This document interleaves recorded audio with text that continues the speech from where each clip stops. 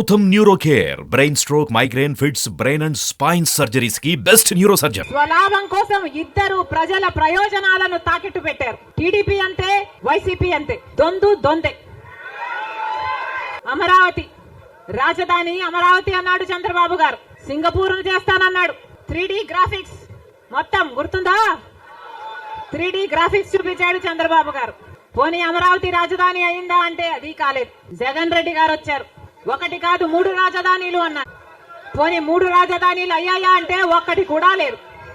ఈరోజు మనకు రాజధాని ఏది అంటే ఏదో మనకే అర్థం కాని పరిస్థితి. ఒకటైనా ఉందా అంటే ఏదీ లేదు, ఒకటి కూడా లేదు. మరి ఏమి సాధించుకున్నట్టు?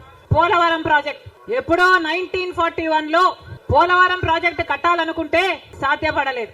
ఆఖరికి రాజశేఖర రెడ్డి గారు ముఖ్యమంత్రి అయిన 2004లో రాజశేఖర రెడ్డి గారు జలయజ్ఞంలో భాగంగా పోలవరం ప్రాజెక్టును స్థాపించడం జరిగింది. రాజశేఖర రెడ్డి గారు ముఖ్యమంత్రిగా ఉండగా పోలవరం ప్రాజెక్టు చెందిన కుడి ఎడమ కాలువల పనులు కూడా చాలా శాతం చేశారు రాజశేఖర రెడ్డి గారు. మన దురదృష్టం రాజశేఖర రెడ్డి గారు వెళ్లిపోయారు. ఆయన చనిపోయాక మళ్ళా పోలవరం ఒక్క అడుగు కూడా ముందుకు పడలేదు. చంద్రబాబు గారు పోలవరాన్ని తాకట్టు పెట్టారు బీజేపీ దోస్తీ కోసము. ఇటు జగన్ రెడ్డి గారు బీజేపీతో దోస్తీ కోసం పోలవరాన్ని తాకట్టు పెట్టారు. అంతేకాదు బీజేపీ అధికారంలో 10 సంవత్సరానికి 2 కోట్ల ఉద్యోగాలు ఇస్తామంది బీజేపీ పార్టీ. 10 సంవత్సరాలలో ఎన్ని కోట్లు వచ్చుండాలి? 20 కోట్ల ఉద్యోగాలు వచ్చుండాలి మన దేశంలో. ఆంధ్ర రాష్ట్రానికి కనీసం 1 కోటి ఉద్యోగాలైనా ఇచ్చిందా బీజేపీ పార్టీ? పోనీ 10 లక్షల ఉద్యోగాలైనా ఇచ్చిందా బీజేపీ పార్టీ? కనీసం 1 లక్ష ఉద్యోగాలైనా వచ్చినాయా? లేదు. ఆంధ్ర రాష్ట్రంలో 1 లక్ష అంటే 1 లక్ష ఉద్యోగాలు కూడా ఇవ్వలేదు బీజేపీ పార్టీ. ఉన్నవి కూడా ఊడాయి.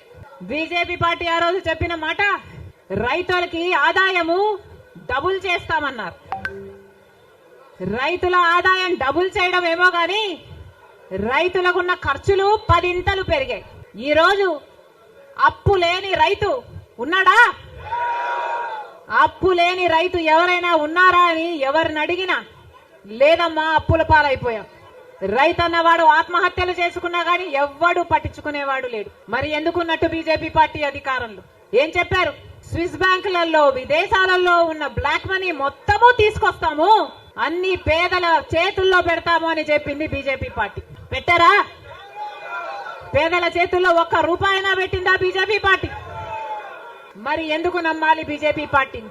టీడీపీ పార్టీకైనా జగన్మోహన్ రెడ్డికైనా ఎందుకు చెయ్యాలి బీజేపీ పార్టీతో దోస్తి?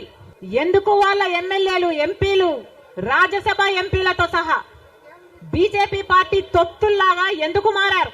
టీడీపీ పార్టీ అయినా వైసీపీ పార్టీ అయినా ఇద్దరూ కలుపుకుంటే వాళ్ళకు చెందిన ఎంపీలు, లోక్సభ ఎంపీలు 25 మంది. ఆంధ్ర రాష్ట్రానికి చెందిన ఎంపీలు 25 మంది. 22 మంది వైసీపీ అయితే 3 తెలుగుదేశం పార్టీ. కానీ మొత్తం 25 మంది ఎంపీలు బీజేపీ పార్టీ చేతుల్లో ఉన్నారు. బీజేపీ పార్టీ ఏం చెప్తే ఈ ఎంపీలు మొత్తం అందరూ గంగిరెద్దులాగా తలూపుతారు. రాజ్యసభకు చెందిన 6 ఎంపీలతో సహా మొత్తం 31 ఎంపీలు ప్రజలు బీజేపీ పార్టీకి ఓటు వేయకపోయినా, తెలుగుదేశం పార్టీకి ఓటు వేసినా, వైసీపీకి ఓటు వేసినా ఉన్నది మాత్రం బీజేపీ పార్టీలో. మరి ప్రజలు వైసీపీకి గాని తెలుగుదేశం పార్టీకి గాని ఎందుకు ఓటు వేయాలి? బీజేపీ పార్టీకే ఓటు వేయొచ్చు కదా. వైసీపీ గాని తెలుగుదేశం పార్టీ గాని ఎందుకు వాళ్ళ